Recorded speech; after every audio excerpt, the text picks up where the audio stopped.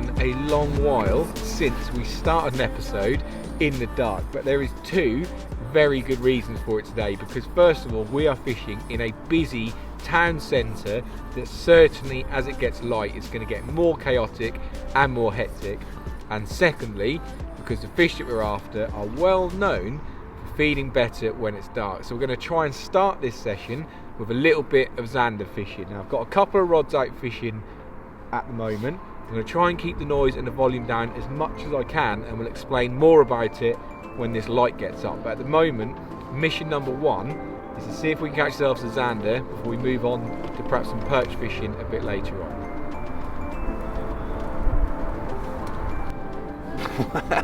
Wow, that could have not gone any better, and the fish, or this fish, has come on a setup that you might not associate with Zander fishing, so that has made me even more happy. Well, I say that, I'm assuming it is. Obviously it could be a pike, it could be a big perch, you never really know. So I'm going to concentrate on getting this one in, but that is a ridiculous start, and I mean ridiculous start. And I feel now it is worth me getting up at about 10 to 4 and coming down. So let's see what we've got. Oh, it's not a Zander, it's a small pike. Got a bit excited for no reason there. Well, I'm going to say that is a unexpected surprise. Like I said, I generally thought it was going to be a Zander. Like, I've never actually caught a pike from this little stretch. Obviously I knew that they were in here, but it wasn't on our target agenda, put it that way. We were after some Zander in this dim light that we've currently got, as its sun is just coming up behind me. But that is a wicked start, and I'm not going to complain about that. Certainly on a little light quiver tip rod. There you go. I've got more information about that later, but yes, we are quiver tipping for predators, so stay tuned to find out, perhaps, like I said, a slightly different way of fishing for him, but pretty effective, isn't it? So let's get this one slipped back, get another bait up there, and see if there's a Zander waiting for us. Certainly ready to go, nice and strong. Go on, buddy. Nice. That's just right. Daddy hopes first See of all on you put it there. Give us a fist pump. Not a Zander, but I'll take that.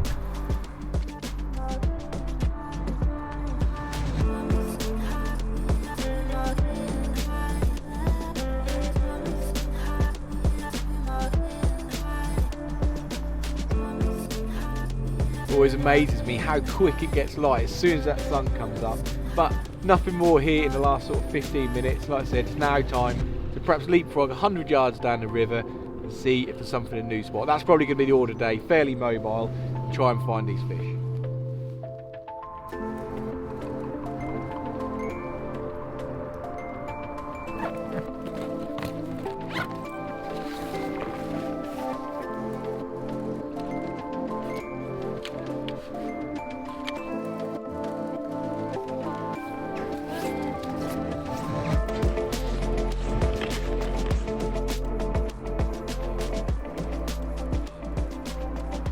So that's the first move of the day done. Like I said, we've moved a few yards downstream. That's the order of the day. Keep mobile and try and find some fish. But before it gets really busy here, like I said, we're in a town centre. There's going to be a lot of people here.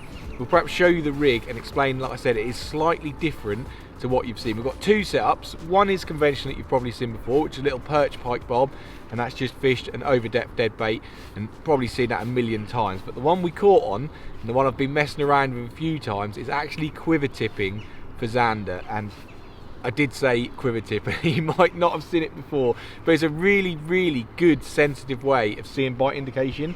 So the rig and that isn't actually that complicated, it's more the method, let's say. So I've got my standard sort of all-rounder quiver rod, my 4000 reel that I would use for, it's like my chub fishing setup almost, and then the rig is just a free running rig. They're very, very sensitive to any resistance, so you need to keep it free running. It's a free running lead onto a little wire trace, and I've got a big single hook through the lip of the fish, and then a little tiny treble just down the back, just to try and give myself a little bit better hooking potential.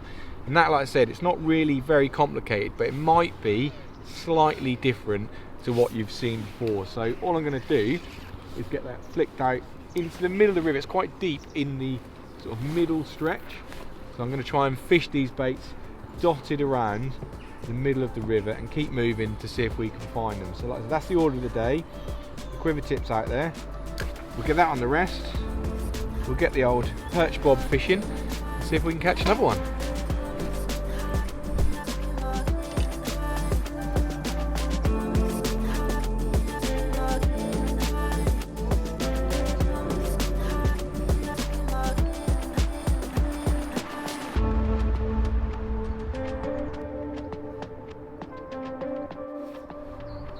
Float just had a little move. I'm going to see if there's anything there. I don't know if there is. Yes, there is. What is it? What is it? That is one on each method now. There's a bite on the float and a bite on the quiver tip. It's going to be another pike, I can feel it. The zander in here are quite small, just because it's really heavily fished here, and everything that I've research wise and everything I've heard, they are a lot smaller than what the pike are. So I'm going to say this is another pike. So well, we're getting some action. If it is a zander, it could be a nice one, but both methods are working. It's a pike. It's an angry one.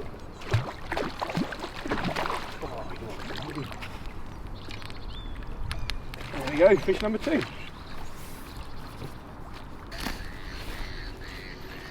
There it is. Wait, come now. Come now. Bloody lively.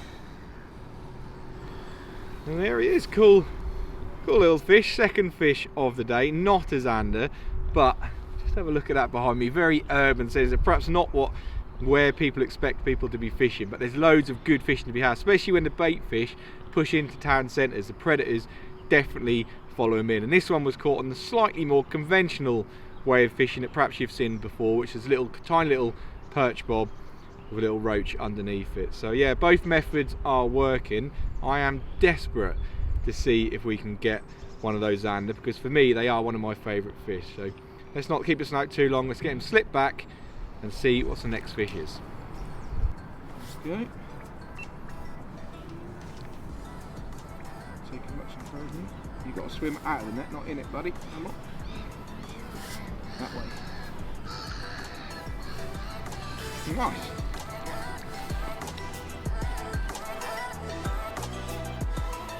After returning that second pike, it did feel like our chances of catching a zander were diminishing by the minute. The sun was rising and the light levels had increased significantly. Despite trying 2 or 3 likely looking areas, it did feel like the zander would have to be put on hold for now. However, we had pre-planned this, knowing that perhaps during the hours of daylight our attention would be best spent elsewhere. So we packed down the gear, returned to the car and swapped over for a few hours perch fishing, with the thought in the back of our mind that as the light levels fade in the evening, we return for another crack at the elusive zander. Right, so undoubtedly over, let's say, the last 5 years, the style of fishing that's really become popular is the drop shot jig style fishing, travelling light, trying to catch a few fish. So I'm going to spend a couple of hours doing that now, away from the bait fishing, before we return to that later on. I thought I'd talk you through, first of all, the setup and what I use in case you want to get into it, and secondly, a little way that I found out how I can get the best out of my fishing. So let's look at what we use first. So because you are travelling light, you're only fishing in these lot boats here, you don't need big long rods, you need a nice light, either a drop shot or a jig rod. I've got a ZT rod on here, it's nice and light, and I matched it up with a Switch 2500 reel. Like I said, I'm carrying this potentially all day if I was doing this for a full day. It needs to be comfortable while you're fishing. Load it up with really light thin braid, and then the setup that I like to use is actually a drop shot. I just find I catch more fish in a drop shot than I do a jig, but I'm sure if you speak to loads of different lure anglers, they might find a different way and they might find jig fishing better. So whatever's best for you, but it's a short fluorocarbon hook link onto a little drop shot set up there, and I fish that sort of, I don't know, half a foot off the bottom. Now, onto the little way that I said I've caught more fish, and this has definitely helped. So for me personally, I think you catch loads more fish on worms. It's just, there's something about it. Even if you try and imitate it the best you can with a fake bait, worms generally do catch more fish, in my opinion. But because they're so effective, they tend to catch loads of little ones. So what I do now is I start off fishing worms. So if I was going to start fishing here, let's say, I'd flick in around these boats on a little worm, try and find out if there's a shoal of fish there. And once I've found a shoal of fish with worms, that's when I switch to my plastic baits and try and find a bigger one. And using that little tactic, find them, switch to plastic and try to get a big one, has worked for me in the past. So a couple that I'll highlight once you're going to switch is the little squirms. They're mega, and I said now, like imitating worms, that's probably as close as you're going to get to them, but they're slightly buoyant.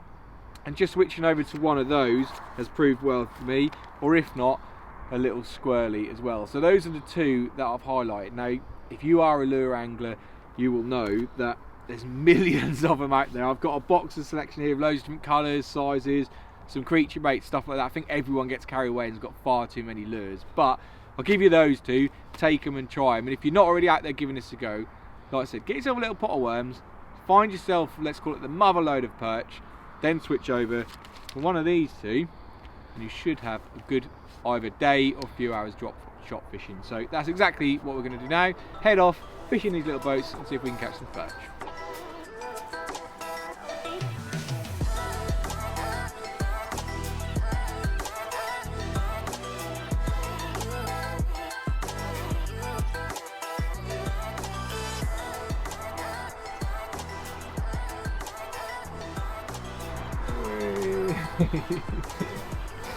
Not the biggest. Another species though, mate. Exactly. You never know where there's little ones. It's potentially a big one. Now that is a little one.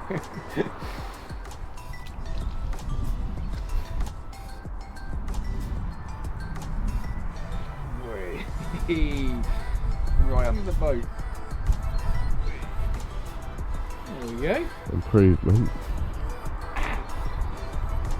Fair to say he's got a fairly decent spike on him. There we go.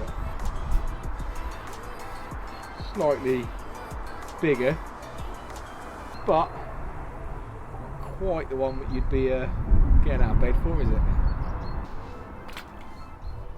Well, that seemed to be the order of the day for our perch fishing. Just a few small perch for our efforts, and we never really did stumble across that mother load that I mentioned. But we spent a few hours flicking baits in and around the boats, and one thing it did do was break up the day with a few bites and a little bit of fun fishing. I will be honest though, we have access to perch fishing and also pike pretty close to home, but one thing we don't have is the ability or the option to catch a zander. So although the fishing was fun, one thing was really ringing in the back of my mind, and that was returning with the bait rods for the evening session to see if we could once and for all finally tempt the zander. Right, come on the zander. We are back where we first started. The light's now fading, so flip reverse of what we've done earlier. Obviously now is going to be the best chance. So I enjoyed that little venture for perch alert. It wasn't absolutely amazing. I enjoyed catching a pike earlier, but I am desperate to catch a zander. So we are back. Everything exactly the same. Dead bait is hooked on. I'm going to get this flicked out mid-river into that sort of deepish water, and it is quite deep. It really does shelve out into the middle and then same back up to the other side. So in the middle is where they're going to sit, and everything is crossed.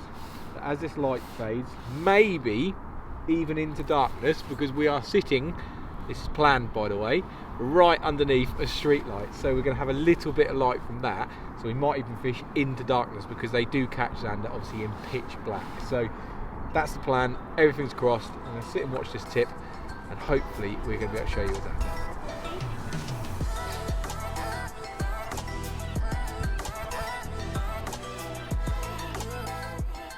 Essential at this time of year. Remnants of a steak slice.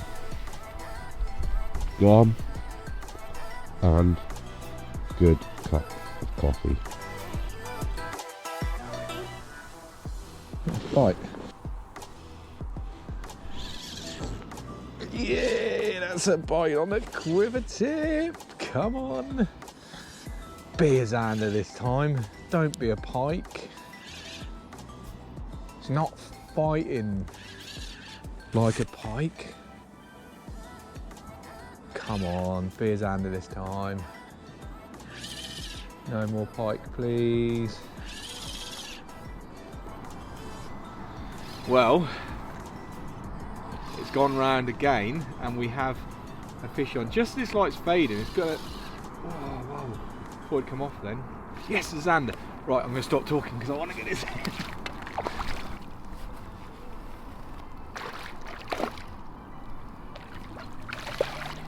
on. That's all we needed. That is what we came for, and we've done it. I feel better now. Feel a lot better now. Mate, put it there. Nice. Come on. I think it's hooked quite nicely just here in the side. It's tangled a bit in the mesh, but I should be able to just tease that out. There we go. That's out. We will sort. Wait, calm down. We'll sort the treble in and out in a moment. When he calms down, we'll have a look at it. And there he is. It might not be the biggest Zander you're ever going to see in your life, but as I mentioned, where we live, they are not really around and we have to travel for them, and when you put the effort in, it is nice to get the rewards. They're a wicked little fish. It's got a cross between a pike and a perch really, and I think, like I said, if I try and get it, there you go, that's why you can probably see the cross there between the perch fin and the sort of predatory pike in the front there. But maybe if I had access to them more, I wouldn't get so excited about a little Zander like that, but trust me, for me, that is quality. But right, quick picture and we'll get it back. Hey, that didn't take long. Nice. Success. Gotta get up now.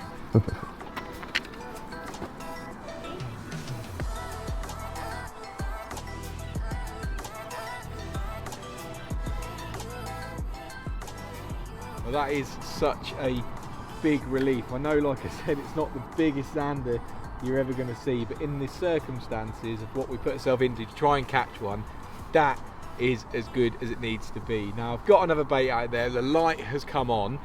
I really don't mind now if I don't catch another fish, but we said we're going to fish until it gets dark, so let's fish until it gets dark and see what happens. You never know, we might catch a bigger one. That would be pretty amazing. But one last thing I will mention, this is a real cool way of fishing for them, especially on this quiver tip. There's 2 fish now on that.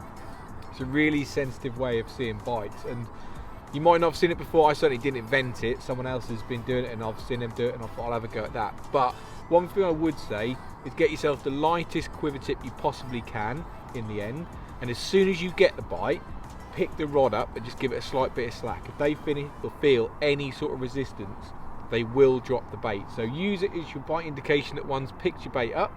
Calmly pick your rod up, 2 seconds, wind down and strike, and that will definitely make you connect with more fish rather than waiting for perhaps like a pull round like you would if you were method feeder fishing, let's say. So if you're going to give it a go in this style, there's a little tip for you. I'm going to sit here and watch that eagerly under this amber light, and hopefully we can sign off with another fish. But if we can't, I really don't mind. No, let me say that, do we? But I really, really don't mind.